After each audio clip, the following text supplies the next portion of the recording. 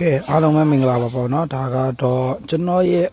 တပည့်လေးပေါ့နော်ဒါတရုတ်ကြီးပေါ့ဒါကျွန်တော်သူ့ကိုပကင်ကန်နီးပေါ့နော်သူတိုင်မင်ကန်တာလေးသူ့ကိုကျွန်တော်သဘောမကျလို့ဆိုရင်မှသူ့ရဲ့တိုင်မင်ကန်ခြင်းလေးကိုကျွန်တော်ပြန်ပြီးမှလှုပ်ပေးနေရပေါ့နော်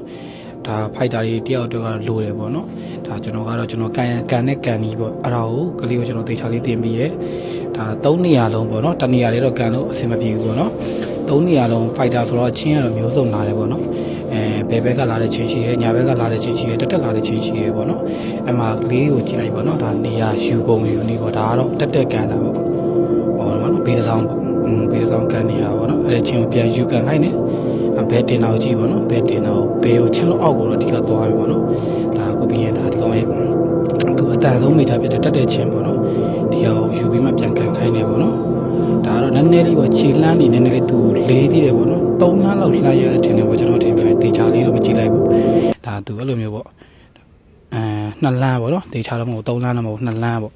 အဲ့လောက်လှမ်းရတာပေါ့သူ့ရဲ့ကံဘက်ကိုကျွန်တော်သဘောမကျသေးဘူးပေါ့နော်ဒါအခုသူဘယ်လိုပြန်ကန်ရမလဲသူပြန်ပြတယ်ဒါဒီကလေးကတော့ကျွန်တော်တေချာပေါ့လေးတင်ပြပါပေါ့နော်ဒါကျွန်တော်ရဲ့ကံပေါက်မျိုးမဟုတ်ရင်တော့မှကျွန်တော်ထက်အဓိကတော့တာသေးချင်တာပေါ့နော်ဒါကတော့ဒါသူ့ရဲ့အနီးကပ်ပေါ့နော်ကျွန်တော်ကန်တဲ့ပုံစံမျိုးကိုကျွန်တော်ကလေးကိုလုပ်ပေးရဲဒါအနီးကပ်ဒါဒီအနီးကပ်ကန်တဲ့ချင်းကြတော့သူမထီတော့ဘူးပေါ့နော်ဒီကလေးကျွန်တော်ကလေးကအနီးကအချိန်မြူခိုင်းတော့သူ့တလန်းနဲ့ပဲကျွန်တော်ရအောင်ကန်ခိုင်းတယ်အမှတလန်းသူမထီဘူးပေါ့နော်ဒါလူကြတာလေရမ်းနာတယ်ပေါ့ဗျာနော်ပြောရမယ်ဆိုကျွန်တော်ကလေးကအဲ့ဒီအချိန်မှာကျွန်တော်နည်းနည်းလေးသူ့ရဲ့ကံဘက်ကိုပြန်ပေးမယ်ပေါ့နော်ဒါသူကြတာဆိုမတက်တာဘူးပေါ့နော်ဒါ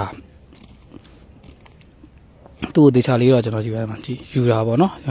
ကျွန်တော်ပြန်ပြပေးရပေါ့နော်သူယူတာကြအရမ်းများတယ်ပေါ့နော်နောက်အရမ်းထုတ်တော့ကြတော့ချင်းခေါင်းပေါ်မှာအရမ်းလက်တက်ထားကြရင်နည်းနည်းလေးတိုင်မင်အောက်မှာပေါ့နော်ဒါအဓိကတော့ဒါကျွန်တော်ယူတဲ့ပုံစံမျိုးပေါ့နော်ချင်းအောက်ကိုရောက်အောင်သွားပြီးမှဘယ်ကိုတင်လိုက်တလှမ်းပဲတိုင်းအဲ့လိုမျိုးလေးကန်တာပေါ့ကျွန်တော်လိုချင်တာအဲ့လိုမျိုးသူ့ကိုအများကြီးကောင်းစေချင်တယ်ပေါ့နော်ဒါကျွန်တော်ရဲ့ပုံစံကိုဖြစ်စေချင်တယ်ပေါ့နော်ဒါဘယ်နေရာပဲရောက်ချင်းတိုင်မင်မှန်အောင်တော့ကန်နိုင်စေချင်တယ်ပါသားကိုခံမယ်ပဲကန်ဘရိုကင်နဲ့ပဲကန်ဒါလိုမျိုးကန်နေချင်တယ်ပေါ့နော်ကန်ပေါက်ကတော့လောလောဆယ်တော့ကလေးကငယ်သေးရပေါ့နော်16ဝန်းကျင်ပဲရှိသေးရဆိုတော့အရင်ကမမြင်သေးဘူးပေါ့ဒီကျွန်တော်တလန်းယူတဲ့ဟာကိုကျွန်တော်နေရာ3နေရာလုံးပြန်ကန်ခိုင်းနေပေါ့နော်ဒါတရက်ကိုသူ့ကိုကျွန်တော်လုံး100ပါးနေတော့ကန်ခိုင်းနေဒါသူနေရာယူပုံယူနေတယ်ကျွန်တော်ပြန်ပြပေးရပေါ့နော်ဒီကနေဆိုရင်ဘယ်လိုယူရမလဲပေါ့နော်အဲ့လိုမျိုးလေးပေါ့ယူပြီးမှပေါ့နော်အတူတလှမ်းစာပဲတလန်းကိုပဲကျွန်တော်ယူခိုင်းနေပေါ့အများကြီးယူခိုင်းလို့သူ့ကိုဒါကျွန်တော်ကန်နဲ့တိုင်ပင်ချင်းနေအဲ့ဒါမျိုးကိုသူ့ကိုပြန်ကန်ခိုင်းနေကျွန်တော်ကလေးလေးကိုနောက်တစ်ချိန်ကျရင်သူကအများကြီးကောင်းလာမှာပေါ့နော်ဒါကျွန်တော်အဓိကကျွန်တော်တင်ပြီးတဲ့ကျွန်တော်ကလေးပေါ့နော်